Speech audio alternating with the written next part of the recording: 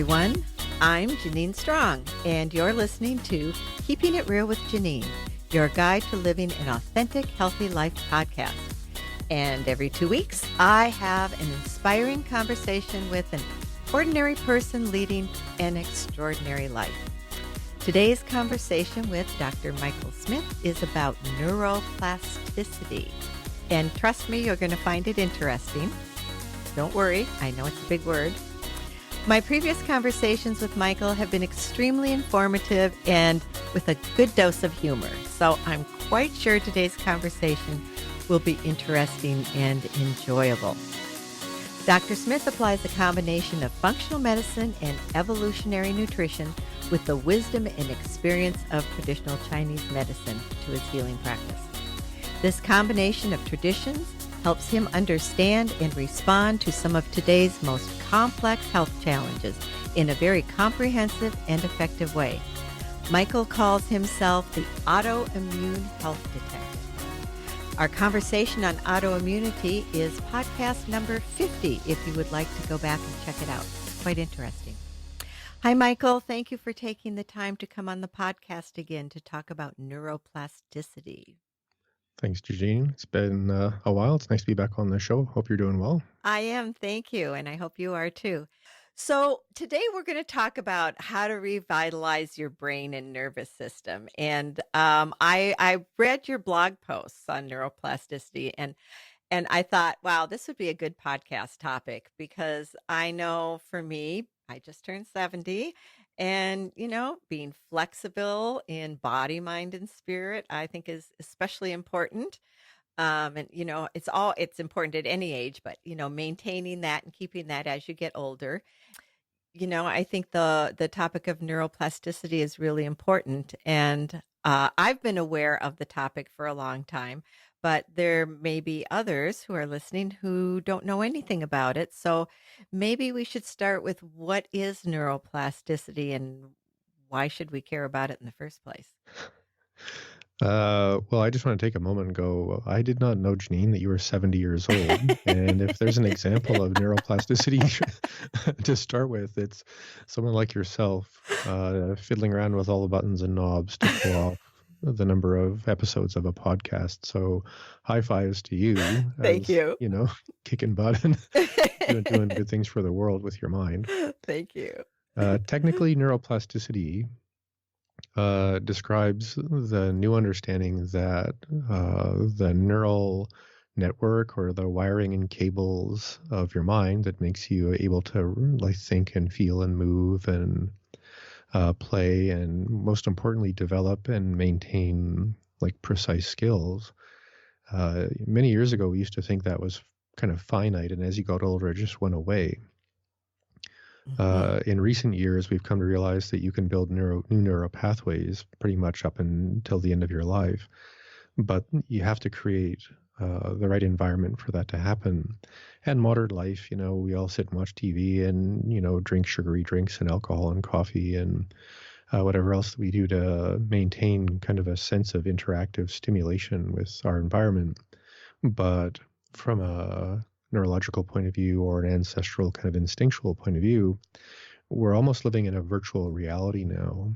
So for those of us who want to live fit, healthy, long lives with body, mind, and soul, we can't live a modern average life of, walking back and forth to the fridge to get what we want and then sitting in front of a screen to watch and listen to what we want and expect to be healthy animals in the sense of our evolutionary physiology. So that might be a bit of a long answer, but the main thing about neuroplasticity is basically you either use it or you lose it, and it's a relative thing. So the more you keep the volume of your functioning happy brain a bigger volume, the more opportunities you have, and the slower it's going to go away. If you've had a period of time, say you spent 10 years, working in an office 16 hours a day, that doesn't mean you have no hope or chance now. It just means you're going to have to spend a couple of years regaining your normal neuroplastic balance and then, spend some time making sure you can keep it.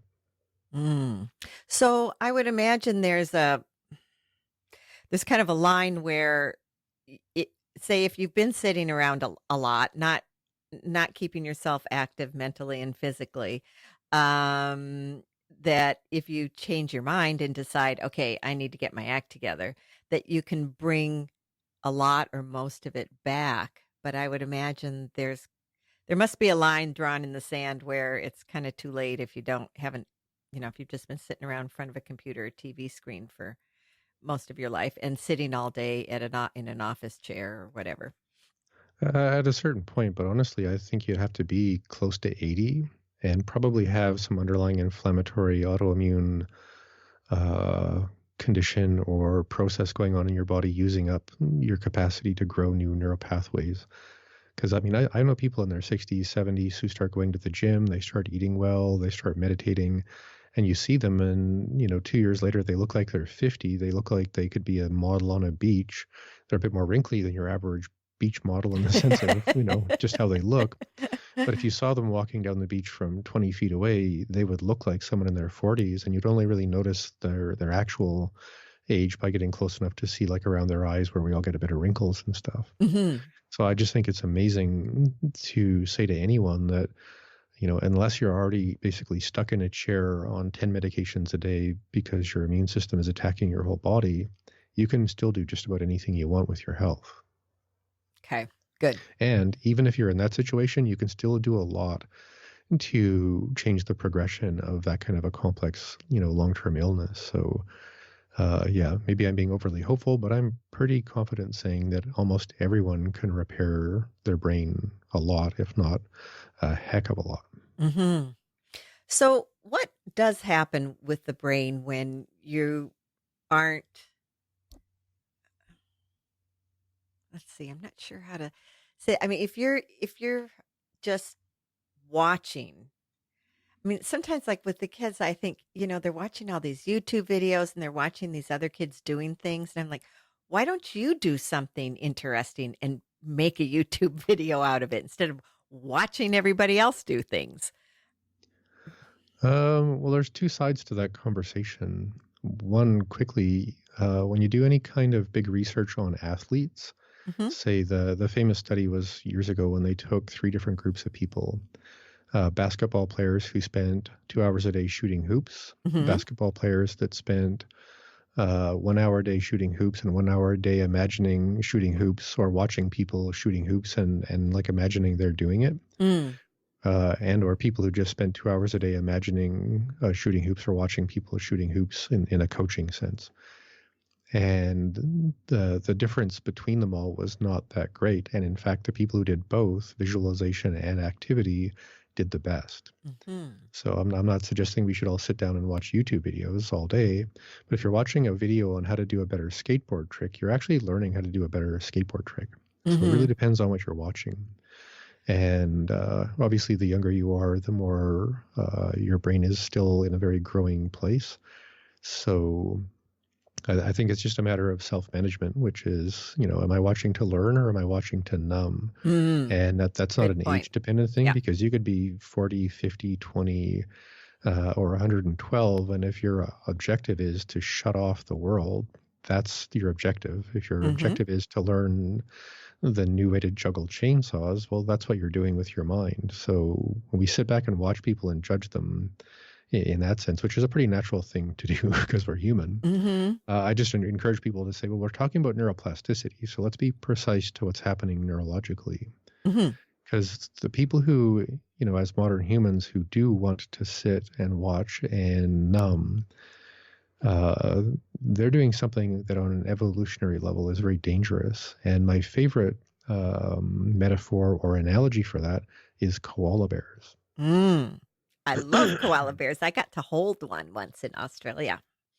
I love koala bears too. They're really cute, and there was a big fire there recently. So if you want to help koala bears, the best foundation is called the Australian Koala Foundation because they're Oh, trying to rescue as many as they can. ooh, But okay. I did write a series of articles before that big fire happened called "Don't Be a Koala," and I'll explain why. Hmm. So keep in one corner of your mind your typical person sitting there munching on the worst food, watching the most boring TV because this is about human neuroplasticity. But Okay. When you look at the history of our beloved koala bear, about 25 million years ago, there was an ecological shift where their natural forest environment changed more towards a desert forest environment. So they Mm-hmm. went from being fairly cooperative, agile, explorative, curious, and somewhat dangerous marsupial bear-like animals to your worst version of a couch potato because they ended up having to sit in one kind of tree eating one kind of leaf that's actually mildly inflammatory and neurotoxic. So their brains started to shrink over 25 million years, fundamentally because they only needed to hold onto one branch and reach across space to pull off one leaf and stick it in their mouth, and then get nauseous and dizzy and take a nap for God, that sounds 25 million years. horrible. Well, welcome to couch potatoes Wow. in the forests of Australia. But the reason why that's such a great image is if you're into anthropology and archaeology and you're looking at koala like skulls from 25 million years ago up until recently, their brains have shrunk considerably. And part of that's diet and inflammation, and part of that's just a lack of need for what we call complex movement. Now, humans in the last 2 million years have had the exact opposite effect, because once we started using tools and breaking apart bones for bone marrow, which is about 2.5, 3 million years ago, the archaeological evidence on humans is our brain size doubled in the last 2 million years, mostly because of more complex movement, more hunting, more agility for making nets and traps and flinting rocks and making bows and arrows, and eating a heck of a lot of bone marrow and fish and organ meats and things that are just, regardless of how you think and feel about what's good or bad for people to eat, from a pure just mechanic standpoint of nutrients in and what that does to the physiology of any animal, including humans, that change in diet and behavior, again, literally measurably doubled our brain size. So we're on the opposite trajectory of our good friends and perhaps neuroplasticity totem animals, the koala bear. But we have to keep it, because when you really get into the rate at which any animal adapts to it in its environment, it's about 4 generations before we lose important stuff. And we're already halfway into that, since TV and crap food have more or less diminished our neuroplastic environment. Alzheimer's is on the rise, degenerative autoimmune disease is on the rise. And, everybody wants to blame one thing, if it's gluten or Wi-Fi or alien rays from space or whatever, in the sense of it's somebody's fault. As a clinician, I don't have that convenience of just, sitting in my lawn chair throwing darts at my proverbial bad guy. My job is to figure this out. And that's why I do all the research that I do. And because, especially where we live here, in actually one of the measurably healthiest parts of the world, we're surrounded by people who are, for the most part, doing what, healthy humans should be doing. And when I travel and do the things that I do in other parts of the world, it's an incredibly, not difficult, but maybe heavy is the word, or it's also inspiring in a way, because if I'm sitting in an airport in Houston or something like that, and I'm watching the 65% obese population walk past me with, their handbag of pharmaceuticals, not trying to be judgmental, but just to try and make a point, we are turning into koala bears because we don't use complex movement anymore. We are highly inflamed, just like koala bears, because we eat a very, very processed diet. And I just need to throw this in. Eucalyptus leaves, which is the main dietary food supply for koala bears, it does not make them high. A lot of people think koala bears are kind of sluggish and stoner looking because they're stoned all the time. It's because they're nauseous and sick and inflamed because they eat a leaf full of a volatile oil. So just throwing that out there, because, not that I want to debunk that myth too much, but it is unfortunately not true. So again, when I look at your average North American person, say in an airport, it's so drastically different than living here in Nelson, BC. When I have relatives come to this town who haven't been here before, the first thing that everybody says is, "This is the skinniest town I've ever seen."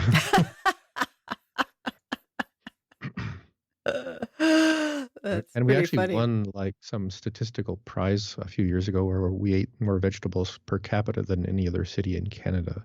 Huh. Wow. So I'm just saying, like when it comes to your typical community person where we live, we're at a very different kind of momentum because people here do things like yoga and qigong and tai chi and go to the gym and eat healthy, and we live in the mecca of outdoor sports. I mean, we have mountains and lakes and rivers right outside of our door, so it's 4 seasons of fun. Most Mm-hmm. people who live here because they want to have fun, Mm-hmm. like physical fitness fun. So Mm-hmm. I really see the koala effect, if I was to call it that. There's a great name for a book, the The koala koala effect. effect, Oh yeah. no! Again, when I'm traveling and just seeing so many people just schlepping along, barely able to figure out how to move their suitcase around. I know. It's kind of it's quite sad actually, and it always makes me feel a little depressed when I travel and I see so many people having such a hard time getting around, and I think can they tie their shoelaces? Can they I mean, how do they manage to make it through the day? I would think it's just very sad. Yeah, and being in the work that I do, my instinct is, okay, how do we solve this problem technically? So we'll, Mhm. we'll get into all of that today, but I just like that koala metaphor because it gives us all a cute, fuzzy kind of sense of permission to hold something close to ourselves that's actually kind of terrifying. Mhm. Because if we don't use our neuroplasticity, at some point it's going to be harder and harder to get it back. And at some point, you're basically just defending the erosion. You're not really building more benefit. Mhm. Mhm. And what are the benefits of increased neuroplasticity? You know, why do we really care about that? Well, I mean, it's a good question in a way, but, and this doesn't, if this sounds snarky, that's not my point in any way, but your brain and your nervous system, your neural pathways, your peripheral nervous system, your sensory nerves, all of the neurotransmitters that talk to your nervous system in your gut and your brain, all of the memories and feelings held in your fascia, that's all your brain, Mm. right? When Mhm. we say like your brain shrinks, that's one way of doing it, but your brain shrinks the way a water reservoir shrinks. Mhm. Right, all of the other plumbing attached to that water reservoir has to shrink a little faster than the water reservoir itself, or else you've built your reservoir wrong. Mhm. Mhm. Right, but just in the sense that even from a Chinese medicine point of view, we talk about Shen, which is kind of like your mojo and mindset, Okay. and Jing sort of is thought to be kind of a physical analogy to your nutrient dense storage, your fat storage, the kind of grounding bank accounts of every one of your cells. Mhm. So at a certain point, we all start losing that. And then we start losing collagen, then we start losing fat stores. Because again, from a Chinese medicine point of view, that idea of Jing we would say that Jing is stored in your marrow and your marrow is stored in your brain. Now, Mm. in English, that sounds like some literal way to set up a grocery store or something, but it's more about, again, thinking about it like irrigation or a reservoir. If you have a lake at the top of a hill feeding your entire agricultural farming community, Mhm. if you over farm or you start a lot of fires or other things happen, at a certain point, the reservoir can't keep up with the repair. And if you actually start spreading that reservoir out in other directions, say by pouring alcohol into your brain, causing more inflammation or something like that, Mhm. you're just using up that sea of marrow, that sea of Jing, and when that happens, everyone just ages faster. And now we're in the time when Alzheimer's is a crisis, autoimmune neurological disease is at a crisis, Mhm. other movement disorders are at a crisis. Our children's rate of neurological things like autism. Uh, Mhm. there's a whole new phenomena around adolescent onset neurological inflammatory conditions. Depression, Mm. anxiety, and things like that are becoming way more common with kids. And there's a lot of social reasons why. But if we step back and just look at the reserve Mhm. of our potential to be, healthy in that mojo and mindset way, growing up on breakfast cereal and white sugar, that's not going to make healthy humans. Mhm. And again, that's why we're seeing almost half of the kids in big cities in high school on a pharmaceutical psych med of some kind. That's ridiculous. Well, it's also from a clinical point of view, uh, in the sense of momentum and the rest of their lives and the care they're going to need and Mm. everything else we're going to have to do to recreate a healthy human society. People like me, I mean, I'm not reaching for Xanax yet, but it's getting kind of scary. Mhm. Mhm. There was a joke about reaching for Xanax in my brain, but anyway. No, I know. I mean, it is scary. It's like, what are, how are these kids gonna grow up? I mean, They're hopefully going to hear a podcast like this and decide not to become a koala bear. mm, I know it. Is it because like cereal is easy? Like sometimes I say to the kids, It's "How on about TV. why don't you? How about at least make some French toast? Just whip up a little It's even milk and worse, but egg and it's on TV. or do something different, something that's not so simple and And again, I'll just keep saying this. It's on a screen. on TV. It's on a screen. And Mm. people want to be what they see. Mm-hmm. Hmm. I know. When I'm at night, when I knit and crochet, and I like to watch something while I'm doing that, but I'm kind of like into murder mysteries and espionage and stuff like that. Anyway, I like British kinds of things. I was just And going to make a quick joke about we all want to be what we see. So there's Janine in her corner with her knitting needles thinking about murdering people. Or just being the detective to figure out who the bad person is. Just that's making sure you funny. can laugh. Yeah. So, but Just in anyway, case. I don't, we don't have satellite or cable, so I watch, Netflix or Hulu or whatever. So I don't get any ads. And I find it fascinating, like when we travel, and, stay in a hotel and, maybe watch a movie or something, all the ads, and they're so long. They go on forever. And Yeah, it's it's now like, 18 minutes per hour. oh my God, I couldn't believe it. I was like, I don't think ads used to be this long. And I'm like, No, wow. no. I think it's gone down from 9 minutes an hour. It's gone from 9 minutes an hour to 18 minutes an hour in research that, which is maybe over 25 years. Wow. And I was just marveling because I thought, wow, people are watching this all the time. Ugh. And the little kids who are, learning to see what they want to be. I mean, Mm. that's what scares me the most. And Wow. So what do we do about this? How can we change it? How can we? well, the theme that got you and I talking today was that series of articles that I put out about don't be a koala. Hmm. You can find those if you're interested on my website. It's autoimmunehealthsolutions.com. Hmm. So what I ask people to do is just take a moment and go, don't worry. There's a lot you can do. And obviously a healthy diet, meditation, enough sleep, drink lots of water, those are basically good for everybody. And if you're not doing that, whatever else you're doing is kind of an uphill process. So that's up to you. But when it comes to specifically complex movement, which is, again, when you think of your brain as a nervous system, including pretty much every active, reactive, responsive cell or system in your body, think of it like the electrical grid of your city. And if you're, not doing much with complex movement, the entire internet or grid of your city is shrinking. But if you're doing a lot of things that improve complex movement as well as the rest of your health, you can keep growing that electrical grid or the proverbial internet of your body to its maximum. And I don't know any way to even test that. So it's pretty open-ended. But the thing that most people want to do is know specifically how. And that's a very individual thing. So what I'd like to do is start with a list of general opportunities that will help everyone. And we can get into the details as much as you want. Okay, great. Okay. So first thing is always going to be something that's a very coordinated, very patient mind-body practice. And I usually refer to that as standing meditation or a moving meditation. So most Qigong and Tai Chi is done standing. Most yoga is done standing. We get on the ground to do stretches and, other things that really help certain parts of our body.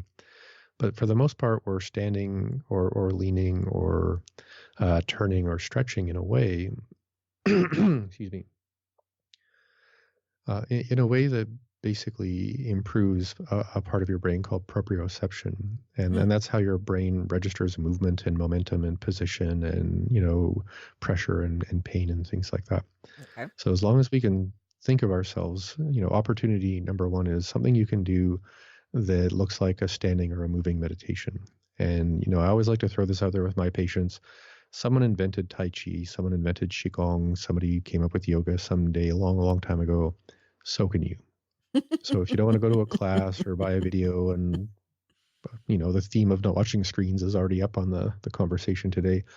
So why not just go into your living room and play and find out what your version of Tai Chi or made up yoga or Qigong would look like.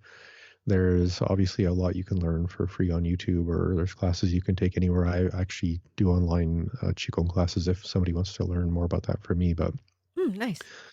That's step one for everybody, because you can do it anywhere, and it adds meaning, and it really encourages proprioception. I mean, often if I'm in a bank lineup or something and I have nothing else to do for 3 or 4 minutes, I'll move into a standing meditation or play with little inner bone rotations and things, as a kind of gradual, slow, undulating kind of version of fidgeting.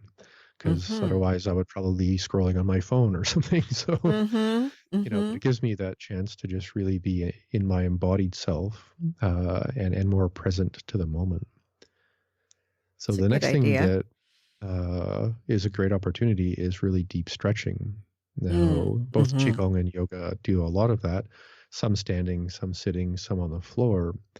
But it's not just about stretching to see if you can touch your toes. And that seems to be the theme with a lot of the, I guess, more superficial opportunities to learn about this stuff, because you just see people who can get into these contortionist-like positions, and people who can't do that, they think that's the point.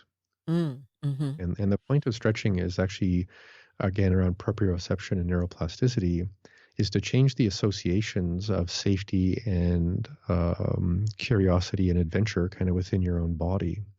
And this freaks people out. And I mean, I should just say trigger warning to some people, but if you're in a surgical suite getting some kind of procedure done and they give you the right kind of anesthetic, you're basically like a Gumby toy that can be bent around in any kind of direction you want. The things that we hold onto in our body as I'm inflexible, I'm stiff, if you give the nervous system enough of a specific kind of gating drug, then that person is basically like a pretzel. So inflexibility is a memory of unfamiliarity with terrain within your own body. So we're talking about complex Say that movement. again. That's an interesting statement. Okay. Flexibility or inflexibility is, in a way, a lack of body memory or a lack of proprioceptive memory of previous adventures of occupying your own body in space, in the sense that I do know what it's like to touch my finger and then my elbow or my, nose to my toes. But we all believe that we're just mechanically stuck and that's just not true. But the benefit of stretching, besides occupying more adventurous regions in your muscle memory, is it stretches out your nerves. And your nerves don't stretch the way muscles do. So when you start really stretching and pulling on nerves, you start producing more very specific growth hormones for neurological tissue. So when you're thinking of neuroplasticity, which is growing new neurological tissue, stretching is, well, way up there, because you're actually inducing the hormones. And, you can't just do that by putting a person into a hide-a-bed and opening and closing it 50 times. Because otherwise there'd be hide-a-bed therapy everywhere for people. Although now that I think about it, I see a new business on Baker Street. I guess. But when it's an intentional thing, using breath work and releasing emotion, which again gets held up on our fascia, you're recorrecting your whole body memory of yourself as a person just through breath and stretching and patience. So those are really good because they're, in a way, relatively passive. Doing a made-up Qigong class, it's not hard work, and It's about becoming present and familiar within your body. Deep Mm-hmm. stretching is the same. It just goes deeper and takes more time, but has in a way more biochemical and neurological benefit. And then the next thing would be resistance training, Mm-hmm. where if you're doing some circuit training, some interval training, well, CrossFit might be a bit of a reach for people at the beginning. Now you're not only recreating similar things to a Qigong class or a stretching class in the sense of movement and proprioception. Now you're increasing even more growth hormones. You're improving vascular circulation on every level. Your whole body mass changes in the sense of proportion of fats to muscles, which is actually neuroprotective and immunoprotective. The Mm-hmm. biggest bank account for people going into their 70s and 80s is your muscle mass, Ah. because your body reads that as your bank account. So if you're 75 years old and you're 102 pounds, and if you get cold every time someone thinks about going outside, that's your adaptive physiology saying you need to pack on more bank account. Right. Mm. So that resistance training is really important. And again, it's toning up your proprioception, because now you're going from I can lift my hand up and scratch my nose if it's itchy to I can take 30 pounds and use kettlebells or something and use complex movements to hold it up over your head 100 times in a row or something like that. So there's just many, many more benefits. Mm-hmm. So you're saying, I believe, that my, I'll take a personal example here, that my being cold a lot and having a lot of difficulty when it gets cold outside is maybe I need more muscle.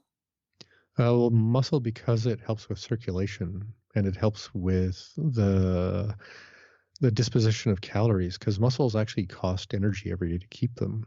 Right. So you'll want more calories. You'll want to keep those calories moving. You're going to want to have better vascular supply, basically in every part of your body, to just keep the tissue healthy. And it's interesting that when you look at the amount of vascular tissue for a pound of fat, I think it's about 2,000 kilometers. Hmm.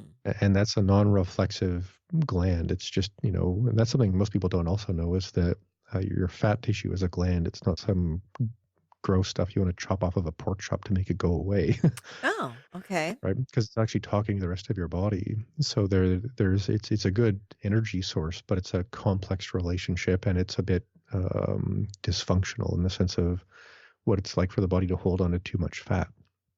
Whereas when you look at the amount of vascular tissue needed for muscles and the amount of nutrients that they store and the amount of calories that they maintain proper flow of energy through your body, if you wanted to put it that way, Mm-hmm. having more muscle is way, way more important than having more fat. Mm-hmm. Now, we all need a good, 15 to 25% body fat in general. But those of us who have an extra 5 to 10 pounds of muscle mass are going to live longer and survive an infection better and deal with other kinds of illness better, because we have a much better, healthier bank account. And again, because that bank account is a moving engine instead of a storage facility, your circulation and metabolic rate goes up. So now Mm-hmm. your whole body is basically, in the sense of chi, is everything's flowing, everything's warmer. So Mm-hmm. yeah. Okay, that's a great explanation. Thank you. So the next thing on the list is breath work. Ah, yes. So breathwork's an interesting conversation nowadays, because since Wim Hof and a few other people have come out with um, how to use breathwork to control your immune system, how to use breathwork to submerge your body in cold water or ice water, Mm. it's become kind of like its own version of a kind of athleticism, and that's Mm. really amazing because of the Mm. benefits. Mm-hmm. There's all of the holotropic, modernized kind of hallucinatory breath work that people use Mm-hmm. for breaking through, deep psychological and spiritual barriers within themselves. Mm-hmm. And then there's sort of the gentle, more collaborative breath work that you would learn in a Qigong or yoga class around deep relaxation and releasing trauma and reinvigorating yourself in somewhat symbolic ways with breath and all of that. So from the outside, there's, you could walk by, I don't know, say 4 different kinds of breathwork studios, if at some point we have those, which we already are starting to see. And Mm-hmm. you could see people lying on the floor trying to get high on their own DMT. And Mm-hmm. you could see other people focusing on more athletic kind of things with breath work. And then people just trying to calm down and release the terror of a really dysfunctional childhood. So no matter what kind of breath work you see through the window, the inner kind of biomechanics and physiology of breath work is profoundly beneficial, because you can't do breath work without rearranging how your solar plexus works. Mm. And your solar plexus is the part of your nervous system, and it's actually called solar because if you were to dissect someone and look at the middle of their spine coming out just below their diaphragm, it would look like a sun ray, a solar ray of nerves, like in 360 degrees, reaching Mm-hmm. out into your body. Mm-hmm. So the lower part of the sun, or your solar plexus, reaches down and deals with all your fight or flight stuff, the nerves that tell your adrenals to go, the nerves that tell you to poop your pants if you're scared. They Mm-hmm. give us diarrhea when they're in the dentist office, and all kinds of other things like that. So if you're in a fight or flight state, your solar plexus has basically hit a switch that says the world is this dangerous, and that tells you what to do with the rest of your day. Mm-hmm. Now, we have another part of our survival nervous system, which is the top of your solar plexus, and that goes up into your diaphragm and some root facial nerves that help you deal with how you breathe and how you read and express yourself around facial expressions, tone of voice, body language, and stuff like that. And this is all, what we call the polyvagal nervous system. Mm-hmm. And that's the deep feedback between your brain to your gut, and your gut to your brain through what's called your vagus nerve. Mm-hmm. And I don't know if you've done any research on this or if you've done a show on it, but one of the most commonly sought out things on social media, especially YouTube, is the 32 exercises to tone your vagus nerve. No, I have started doing some research on the polyvagal work using the polyvagal system, but I haven't done a show on it, and I actually don't know a lot about it. Yeah, well, that's okay. It's not something I would expect most people to. It's just to Mm-hmm. bring to your attention Mm-hmm. that when it comes to complex chronic autoimmune disease, inflammatory conditions, peristaltic problems within your GI tract that make infections a lot harder to work out, or even just feedback negative responses to antibiotics and other medications, Mm-hmm. we're starting to see that your vagus nerve is, like, in a way, the inner traffic cop of your well-being. But the thing that doesn't seem Mm-hmm. to really be spoken to in the literature about your vagus nerve, in that sense, is all of the opportunities that your polyvagal system can bring into your day when you start getting more into authentic communication, in the sense of tone of voice, body language, facial expressions, to feel more collaborative in your environment. Some people would call that safe, but I don't think safe is the objective. I think safe is the objective for children. Mm-hmm. Adults want to know that we can sit down with each other and find mutual meaning and a sense that we can trust each other enough to do something out in the world together. Mm-hmm. Right? Kids want to know they can have a blanket fort and people are going to watch their back. Adults need we can go out there and build a new town together or something. So there's that whole part of the polyvagal system that we can bring into being in every conversation we have with actual people. You can't do that with your phone Right. because it's Right. two-dimensional. But when we go back into the breath work, you're now in solar plexus central station, where you can regulate the 20 years of disposition towards fight or flight response, tend, befriend response, the more nurturing connection responses that we have. So breath work is, it's a backdoor into the machinery of your survival self that works very, very quickly. And from a neuroplasticity point of view, which is, in a way, if I was to say neuroplasticity another way, it's about how your brain remembers you. And if you Mm-hmm. keep changing how your brain remembers you for the better, that's how you wake up every day. If things are going badly, your brain remembers you diminishing every day. And that's how you remember yourself every day. So with moving meditations, with stretching, with breath work, and things like that, you're fundamentally rewiring not only how you move Mm-hmm. and how flexible you are, you're changing how you remember you on an instinctual level as you in the world. Mm-hmm. And that covers every aspect of neuroplastic function. but it's more than just learning to juggle. Interesting. And then there's other opportunities that are more specific, like prolonged stillness is very, very good for a part of your proprioceptive body because you're always in space moving subtly and Okay. giving your, like a standing meditation or a yoga posture where you hold it for a few minutes or longer than that.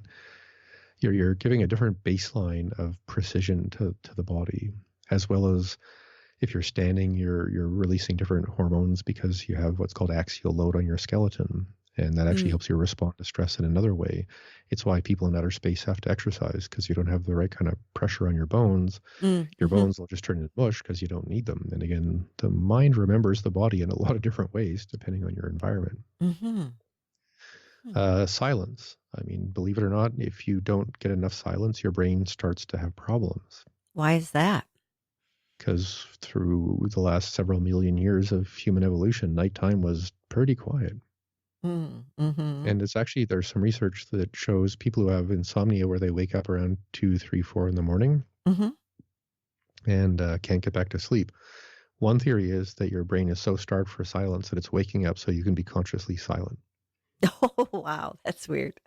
No, it's actually like a survival need because there's a Wow. part of your brain called your hippocampus, which Mm-hmm. is Mm-hmm. is your frontline part of your frontline attention, frontline of memory formation and a bunch of other things, Okay. and the most diminished by things like Alzheimer's. Mm. It will regrow more with 4 hours of silence than anything else we can do to it. Wow. Now, is that needs to be awake silence or sleeping Well, silence? that's why people wake up in the middle of the night to hear nothing. Because Huh. listening to silence from an auditory point of view is kind of the balance between, am I in a safe place? Am I adapting to the place I'm in? Am I enough within myself and aware of myself and confident within myself to listen with curiosity instead of fear? Mm-hmm. Right. And that's why kids keep doing what they do so they can learn to play in environments that are progressively more scary or exciting. Oh. Right. But it's also when you look at, all of the monastic traditions, humans are pretty crafty, but sitting in a room by yourself with nothing to do seems like the opposite of crafty because there's nothing to do. But when people sit still and breathe and learn to maybe quiet the mind or focus the mind in different ways, you're fundamentally changing the structure and the, I guess, adaptive responsiveness of the brain. But that only happens with silence and some focus. So, are you saying that going to sleep, I like to use white noise? That, Yeah, well, that white noise is for people who can't stop flitting around with their attention. Because white noise is, believe it or not, every sound that humans can hear at the same time. well, I use I call it white noise, but I use like rain. Okay, I well, like rain is actually the best background noise. Second to oh, that, it's rain, thunder, in the mm-hmm, sense of helping people fall asleep mm-hmm, because uh, again, it's a pattern of noise that helps us predict our environment. But the mm-hmm, silence thing is something we also need. mm-hmm. And it's not that you need 4 hours a day of silence, or else, I think brain problems would have been uh, advancing on us a lot faster. Silence, I mean, like when I'm cooking, if I don't have the radio on or something, is that considered silence, or are you talking about just sitting and nothing happening? Pretty much sitting with nothing happening. I Mm. mean, there's a whole scale to this. I'm just trying to bring up a really interesting point because the lack of adaptive response through the antennas of your ears means a lack of the need for decision making. And Hmm. when your body Okay. goes into a state where there's no present decision making to be made, the brain can kind of do a hibernating thing. Somewhere between that, like, shuffling around your kitchen making some stew without too much distraction, is enough silence to trigger what's called your default mode network, or the part of your Mm-hmm. mind that produces your internal dialogue. And everybody hates that part of your brain. And we want to listen to our audiobook or Mm-hmm. turn up the music because I don't want to keep thinking about that argument I had with my grandparents 25 years ago, but for some reason it keeps coming into my head, Mm-hmm. Mm-hmm. all that. So I ask my patients to think of a Rolodex. And if you don't know what a Rolodex, think of it as a bunch of emails on the screen of your phone.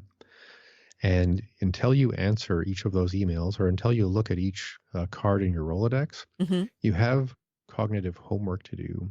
And your Mm-hmm. brain reads that as a bit of survival homework. Mm-hmm. So when you sit in silence for the first, few minutes or a few months, depending on, well, a lot, the first thing that's going to happen is your default mode network is going to show up with that little Rolodex of cards or that scrolling list of emails saying, pay attention to this, and then move on, pay attention to this, and then move on and pay attention to this. And the way I put it, because I don't know, I have a fantasy of doing comedy someday. Um, my thing is that if I sit in my default mode network, throws up a stack of internal dialogue needs that need to be met. Mm-hmm. The way I look at it is I haven't got the joke yet. Like whatever this is about 25 years ago, my grandparents, there's something in here I haven't gotten the joke or I haven't gotten the message, or there's maybe a deeper somatic part of this that I need to feel into. So one of the most important things people ever get to do is to, I had this conversation when I was in the hospital years ago with someone in the bed beside me, and they had to come in every few months for a procedure. And we were talking about what it was like for them. And me, I was fiddling around trying to get my laptop to start so I could get some work done while I was stuck in this bed because I had to get this thing done. And they're sitting there with their hands over their belly, going into this deep thing. And me, I'm like, man, I teach meditation. And here I'm in the hospital bed trying to get my goddamn computer to work. And the person next to me does this all the time. And they're like the Buddha. And I was just like, so what's this like for you? And they says, well, I've come to realize that, maybe on some karmic level, my health has pushed me into this room, every month for, 14 hours or whatever it was. And they've just decided to take that as an opportunity for them to go through their Rolodex or their email list of thoughts that they haven't got the joke from yet, or thoughts that they haven't really completed yet. And if you don't do that, you will start building up a resistance to silence because the overwhelming list of emails or things to think about feels like an anxiety attack. Mm-hmm. Mm-hmm. So again, when it comes to neuroplasticity, if you're just jamming up your whole adaptive neurophysiology by repressing important subjects that need to be sorted out, that's like 9 layers of chi stagnation from a Chinese medicine point of view. Mm-hmm. And eventually you're going to kind of feel like you're losing it when you finally can't just keep blaring up the volume of distraction. So, Mm-hmm. and So in it comes big cities leaking in the out. modern world, it just gets kind of crazy making. So Mm-hmm. you have to, it's almost like you have to clear off the homework, clean off your desk before the neuroplasticity really is free and open and up to you. And the last little part of this from my list of, moving meditation, standing, stretching, breath work, resistance training, getting into some prolonged stillness for body mind kind of Zen moments, and then enough silence to let your hippocampus repair itself, but also to get through your, scroll of homework to do. Last thing is to find anything you can do on that list, besides silence, mostly. They would include dancing and singing and music. Because when you go to an old folks' home, especially when they're treating Alzheimer's patients, if you play music from that person's adolescence, the point when, in their life when they were becoming an adult, the associations that they made with that music, because it was kind of like generationally defining and self-defining music, they'll remember people's names, they'll remember their misadventures, they'll remember all kinds of things because the association to the memory wasn't linear. It was the whole state that the music brought into their mind. So if you can learn your Tai Chi that you make up to music that you really like, maybe some thrash metal from the 80s or something, or whatever you happen to be into, probably not. Then as you age, those practices are hardwired in your body as a proprioceptive experience or a dexterity experience. If the music has meaning, then there's an emotional, self in the world association to the memory, and then there's just the actual thing you're doing. If you're dancing, then it's more fun because there's an expressive, euphoric joy and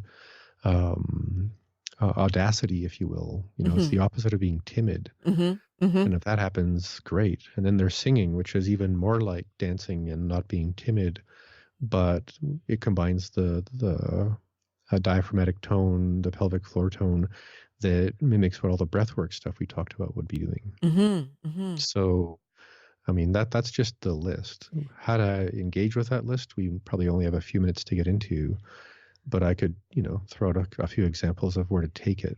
And then the thing Yeah, to do with all that would be that great. I'd like to is, just share that what's come to me while you're talking is that some of my most vivid memories are from my days of teaching ballroom dance oh, wow. and going out with my fellow instructors, after we're done teaching and clearing off the dance floor at a nightclub and just taking over the whole dance floor and just having a blast. But those are Yeah. really clear for me. Yeah. And if you can find the music to do that, that would be great music to do something else to. Mm-hmm. Mm-hmm. Interesting. So I'm just going to be very quick with, I'll preface something really quick, Okay. or two things, and then I'll come back and then I'll kind of let you guide where this goes. Okay. There's at least 6 different ways that you can accelerate your neuroplasticity. Some I've kind of mentioned, but there are ways to really isolate and ground what you're doing more effectively as an embodied practice, especially. Mm-hmm. But also what's really important is the time that it's actually best to do this is in the morning for 20 minutes. Mm-hmm. Okay. Because neuroplasticity is the opposite of hibernating. Okay. So if you wake up and do the same thing in the same order, go to the same, I don't know, go to your toilet, scroll your social media, then brush your teeth and do your other stuff and drive the same route to work or whatever your morning is, if it's not in any way new, it's the opposite of neuroplasticity. And brains, being very good at conserving nutrients and calories, will turn you into your version of a koala bear because your morning is rinse and repeat, hibernate, nothing new, nothing to see, no learning happening today, go back to sleep. So if you wake up in the morning and do 20 minutes of any of these things that we've talked about, with a focus on making it challenging, changing the order, I don't know, walking around your house backwards, just as a silly example, Mm-hmm. and you do that mostly every day, you're going to notice within 10 days some huge changes, and within 3 months, some massive changes to everything that you're doing, thinking, and feeling. Wow, that's pretty amazing. Yeah. If you don't do it in the morning, you're still going to get the benefit. It's just going to be a little tiny bit more work. Okay. And the day you're having is going to be a little bit more of a, I don't know, what's the word? It'll just be a bit less inspiring, in the sense of how connected we feel. Okay. So I just want to make sure I put that out there because it is like scientifically measurably proven that if you can do 20 minutes every day of something challenging and new and specific to proprioception and neuroplasticity, you're going to have the youngest, happiest brain for the longest your genetics can carry it. Wow. Well, that sounds worth it. Yep. And it's fun. I mean, Uh-huh. why not get up and do your thing? Leave your phone like somewhere else in your house until you've actually woken up to you and your day, and then we'll wake up to the e-world of your life after that. Mm-hmm. Mm-hmm. I mean, I can't do that every day just because the way my life is set up, but the days when it's usually 3-4 days in a row during the week that I make sure I have my morning to do what I want to do with it. Mm-hmm. And yeah, I just love that part of my life because it's I don't know. I'm in my 50s and I'm still doing pretty good with my brain. So Good job. So what are the 6 ways then that the things that would be good to do in the morning? well, the list of things to do in the morning is that list of standing meditation, stretching, breath work, resistance training, stuff like that. Okay. So if you picked 4 of those for 5 minutes, that would be a good start. But the thing that makes these even more effective is what I don't think I've branded this or something, but I call this 6 zones of neuroplasticity. Okay. So the first one is called your sacral plexus. Uh-huh. And, that's the nerves that come out of the bottom of your spine, reach into your pelvis, have a little bit to do with lower kind of organ functions, but primarily have to do with everything your legs do and your genitals do. Okay. So from a kind of yogic point of view, that would be your lower chakras. Mm-hmm. Mm-hmm. But when you're doing, your standing meditation, your moving meditation, your dance, your stretching, your resistance training, you're actually training the base of your spine and the base of your brain uh, to feel more effective and stronger and more curious and more courageous to the world, because you're training the part of your body and brain that actually is the animal. Hmm. If we all had to suddenly turn into a werewolf or something to deal with problems, the size and the scariness of your proverbial inner werewolf would be how active your sacral plexus has been. Mm-hmm. And that's why you see people who, they train martial arts for years and years and years. I've been doing that for 40 years in my life. Mm-hmm. And then the first two things I have all of my students do, it's called post and pivot. Bend your knees, feel the ground, turn left and right so that anything you do actually matters. Because if you're bouncing around like you're trying to pretend you're a pinata and say, try and hit me, you're Mm-hmm. playing a game. You're not getting ready to deal with violence. Mm-hmm. Right? And it's not that this is about violence. It's about the part of your instinctual body mind that trusts you to do the hard stuff. We have the urban myth of a mom who picks up a car to rescue her baby. Mm-hmm. Mm-hmm. That would be a metaphor for your sacral plexus going, okay, I'm going to gur and purr my way through this, but I'm going to use a lot of gur. Mm-hmm. And if you don't have any memory of doing that, I just picture, and I know I'm mixing metaphors and this might offend someone, but that's not my intention. I'm just picturing as a martial arts teacher, when we teach self-defense, we often talk about walking around in high heels and a miniskirt. And it's not about whether or not it's fair that there's predators in the world. It's about realizing that if you're walking around in physically a precarious way, you, as an instinctual animal, are going to feel precarious in situations where you're supposed to feel powerful. Mm-hmm. So if the crap hits the fan in a situation like that, kick off your shoes and pull up your skirt so you can gur and purr like a mad person, Mm-hmm. right? Mm-hmm. Because we have to do that. I mean, if we go back to the pick up a car analogy, I don't think it's going to happen if you're in 4-inch heels. And this has nothing to do with the clothes people wear. Mm-hmm. It's about how we connect to the world. Mm-hmm. And your sacral plexus is the best investment ever, because we all want to be instinctually present, Mm-hmm. right? Mm-hmm. And when you're doing all those morning practices, when you're focusing on your sacrum, you're focusing on your alignment, you're focusing on that gur kind of part of life, not to be adversarial, but to be playful. Mm-hmm. You're changing your entire hormonal physiology. You're going to grow much healthier tissues in that environment than you are if you're feeling precarious or scared. Mm-hmm. Interesting. Mm-hmm. Makes So sense. that one leads into a slightly deeper somatic relationship with what you're doing. And again, we go back to the idea of Qing in Chinese medicine, which is in some people's minds kind of a magical substance that you store in your cells and your bones and your brain, and it's managed by your kidneys. And that's where Chinese medicine and English don't get along very well, because in English everything's a noun. Mm-hmm. Because Jing is meant to be a state. Ah, okay. It describes your overall adaptive kind of repose to the world. Mm-hmm. And again, I talk about that gur and purr, that mojo and mindset part of us. Because if you're doing your exercise and you're looking in the mirror and you don't like your muffin top and you've got some toe fungus and your one eyebrow is too high and whatever, you're not focusing on the compound thing you're doing with your kettlebells. You're basically being self-recriminating. Mm-hmm. Mm-hmm. But if your focus in your 20-minute neural boost practice, or whatever you want to call it, and you're feeling into your mojo, you're feeling into your excitement, you're feeling into the part of you that might be sweating, and go, I am an internal badass because I'm making my life better. And that feeling of sensuality, sexuality, potency is a state. And that's all about neurotransmitters and neuropeptides and things that tell you, I guess, how confident you should be the next time you sit down at date night. Mm-hmm. Just about being you in the world. Mm-hmm. But it isn't about how much weight you lift up. It's about how big of a smile you have when you finish your set, and give yourself or the person next to you a high five, because you're just proving to the world and to yourself more importantly, that you're the one who's moving ahead, and you're the one who's making the mojo of your life true and potent and powerful.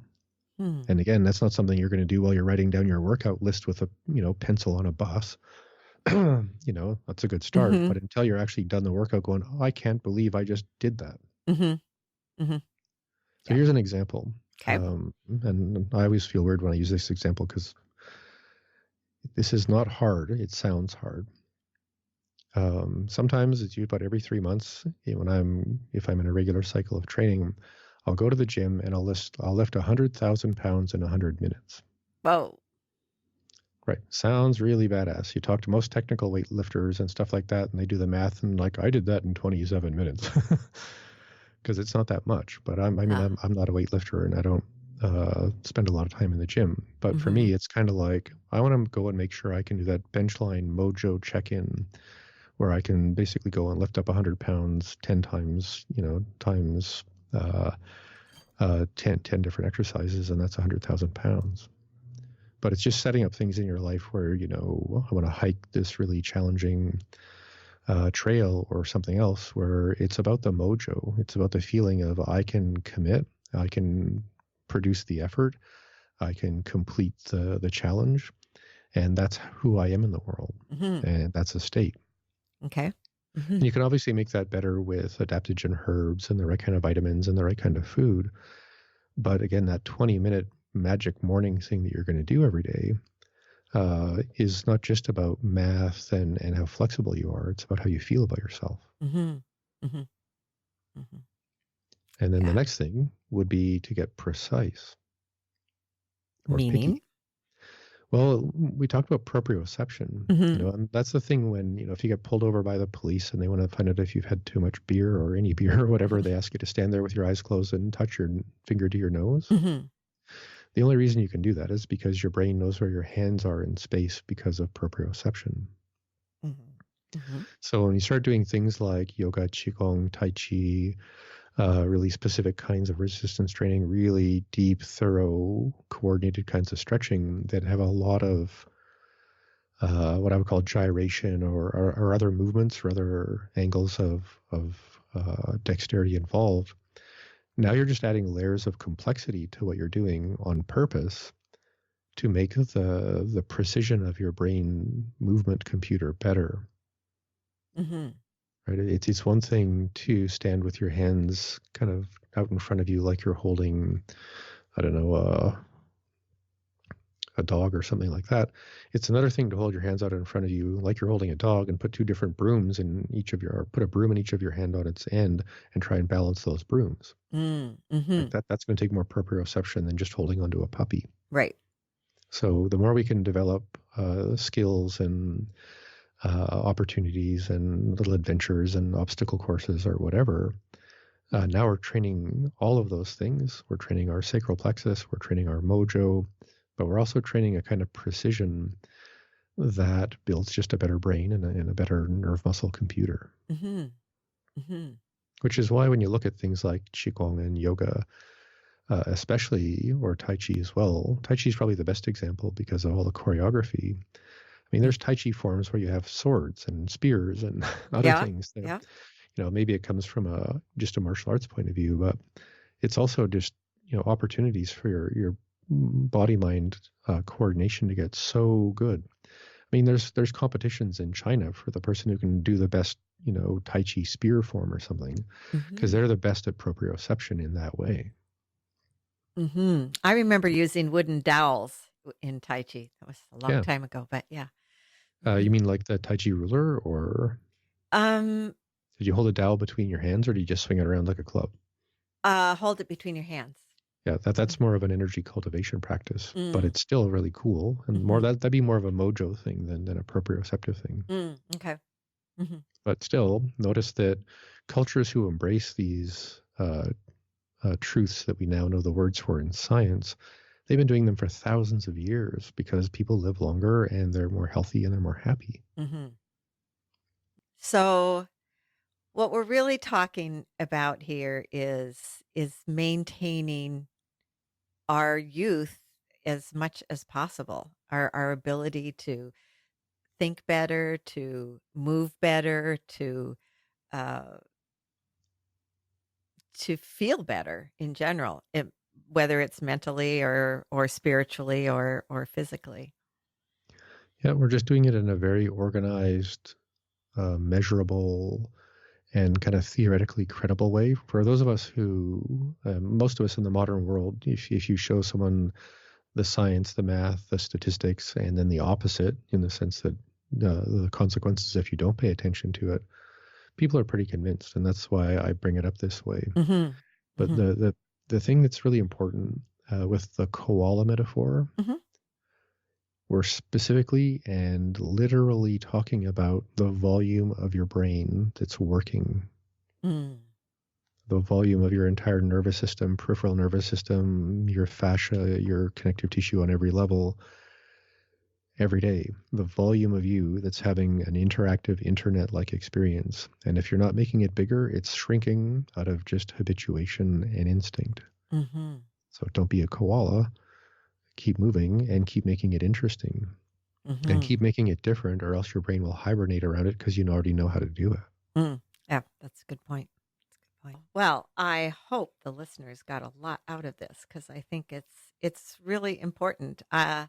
Nobody wants to be, I've said over and over again to my friends, especially ones who are dealing with Alzheimer's, dementia with their loved ones. I was so lucky not to have to go through that with my parents, and I certainly don't want to go through that, and I don't know anybody who does want to. So even if you haven't done too much up until this point, better late than never. And Yep. makes There's no rules that say you can't break the rules. Mm-hmm. Good point. I like that. Yeah, that's great. Yeah. And the But rules we make up anyway. So right. Yeah. But Right. I've seen patients with Parkinson's, barely make it up the stairs to my office, and a few months later, on purpose, leave their checkbook in their car so they could do the stairs twice. Oh, that's awesome! Wow. Just in the sense that neuroplasticity is very plastic. You can do a lot with it, Mm-hmm. and even if you're facing a degenerative diagnostic condition in that process, there's still a lot you can do. Mm-hmm. It's yeah, we just have to take a different relationship and ownership with our health and our body mind experience and the meaning of what we do. And that's why I keep doing what I'm doing with the writing blogs and doing podcasts. Is people are looking for these answers because they want to change something. Right. And I really just want to convince everyone, good, go and change it. This is why it's going to work. Get out there, make it happen. And you can do it. And you can. And I mean, we are in the modern world. So some people will hear a conversation like this and then decide, I get it, I trust it, I'll do it. Other people maybe don't need this conversation, and maybe some people want to actually read the articles and check my research to make sure that I'm not just making this up, and then they'll go out and do it. Like we're all different on that scale of what we call the authority of information and who we can trust. But whatever that takes for you, get past that part so you can get on your feet, start moving around, and making stuff actually work. Yeah, exactly.